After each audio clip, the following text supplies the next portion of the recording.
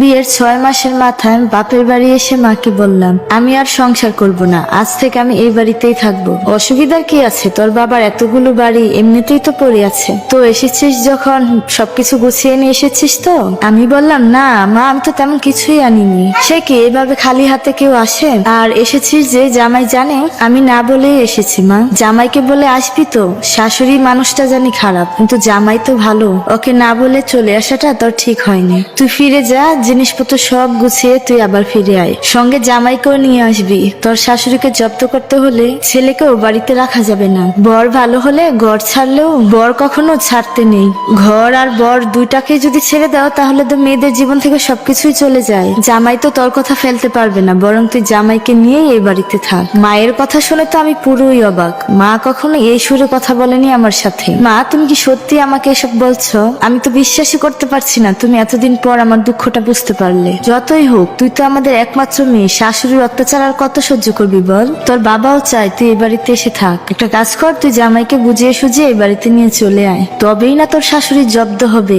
ঠিক বলেছো, তোমার জামাই মনে হয় রাজি হবে না। সব হবে, দেখবি বড় সবকিছু ভুলে তোর হয়ে গেছে। মায়ের কথা শুনে আমি সেদিনই শ্বশুর বাড়িতে চলে গেলাম।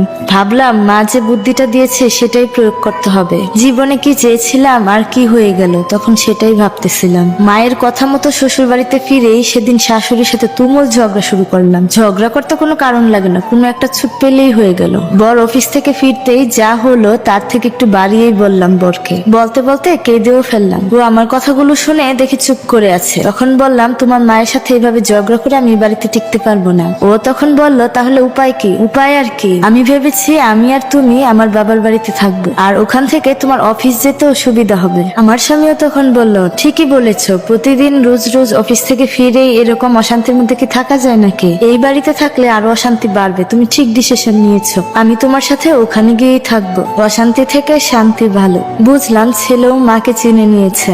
শাশুড়ির সাথে ঝগড়াঝাটি করে পরের দিন চলে গেলাম। শাশুড়িকে দেখলাম বেশ খুশিতে আছে, আর নিজের বাড়ি ছেড়ে ছেলে চলে যাচ্ছে তার কোনো আক্ষেপে নেই। মনে মনে ভাবলাম, মা তো না পাশানি। আমি ভাবলাম হাতে টাকা আছে তো টাকাই ভুলিয়ে রাখবে।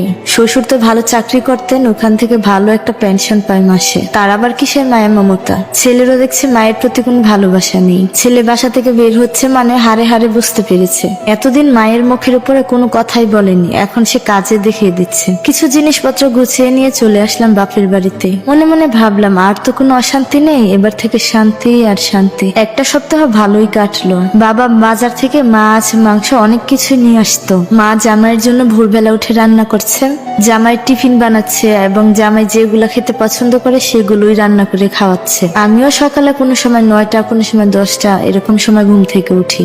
অনেক আরামের জীবন, এরকম সুখের জীবনই তো চেয়েছিলাম। এরকম করে আরো 15টা দিন কেটে গেল। এদিকে আমার বড় দিব্যি আছে, না দোকানে যেতে হচ্ছে, না ঘরের কোন কাজকর্ম করতে হচ্ছে, না কোনো বাজার করতে হচ্ছে। এদিকে মায়ের যেমন কাজ বেড়েছে, অন্যদিকে বাবার তেমন খাটুনিও বেড়েছে। ছুটির দিনগুলোতে দেখি আমার বর আমার থেকেও অনেক দেরি করে ঘুম থেকে উঠছে, অথচ নিজের বাড়িতে যখন ছিল তখন দেখতাম ছুটির দিনগুলোতে সকালবেলা উঠে সব কাজ করত। ছুটির দিন মানে কত রকম কাজ ছিল, অথচ এই বাড়িতে এসে কত আয়েশ করছে। আমার ঠিক এগুলো ভালো লাগছিল, অথচ আমার মা বাবার এই খাটুনি দেখে আমার আরো খারাপ লাগতো। একদিন সকালে খুব চেঁচামেচিতে আমার ঘুম ভাঙে। গিয়ে দেখে আমার বাবার সাথে আমার বরের কথা কাটাকাটি হচ্ছে। আমার বর দেখে আমার বাবাকে ভীষণ উল্টাপাল্টা কথা বলে অপমান করছে। দেখে তো ভীষণ খারাপ লাগলো। বরকে বললাম, তুমি কি মানুষ না অমানুষ?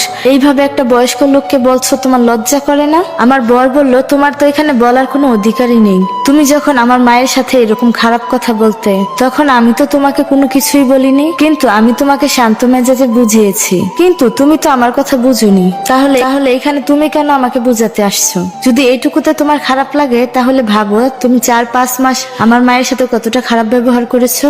তাহলে ভাবো তার কতটা খারাপ লেগেছে বা আমার কতটা খারাপ লেগেছে। আমি তো তোমার সাথে খারাপ ব্যবহার করিনি, তাই তুমি আজ আমার সাথে এইভাবে কথা বলতে পারো না। এই ব্যাপারটার পর থেকে দেখলাম মা বাবার মধ্যে প্রায় ঝামেলা হচ্ছে। মায়ের বয়স বাড়ছে, সকাল সকাল উঠে রান্না করাটাও মায়ের কষ্ট হচ্ছে। এটা দেখে আমার খুব খারাপ লাগছিল। ভাবলাম আমিও মায়ের সাথে সকাল সকাল উঠে মায়ের সাথে একটু কাজে হেল্প করব। কয়েকদিন ধরে মায়ের সাথে কাজ করার চেষ্টা করলাম, দেখলাম আমার মায়ের আমার কাজগুলো তেমন একটা পছন্দ হচ্ছে না। মা কথায় কথায় বলতো, আমার সংসারের কাজ আমি যতটুকু বুঝি তুই ততটা বুঝবি না। গভীর ভাবে চিন্তা করলাম, এই সংসারটা আমার না, আমার মায়ের। মাকে কিছু বললাম না, নিজের ভুলটা বুঝতে পারলাম। লাগলাম। নিজের মাই যদি সংসারটা ছাড়তে না পারে তাহলে শাশুড়ি বা এত সহজে কিভাবে সংসারটা ছাড়তে পারবে? সংসারের দায়িত্ব পেতে হলে শাশুড়ির থেকে পাওয়াটাই পরম পাওয়া। উপলব্ধি করলাম মায়ের কষ্টটা যত সহজে বুঝতে পেরেছি শাশুড়িকে সেভাবে বুঝতে পারিনি। হতে পারে শাশুড়ি আমাকে অনেক কথা বলেছে, কিন্তু তার থেকে তো বেশি বলেছি আমি। খারাপ লাগছিল নিজের ভুলের জন্য। কয়েকদিন পর বরকে বললাম,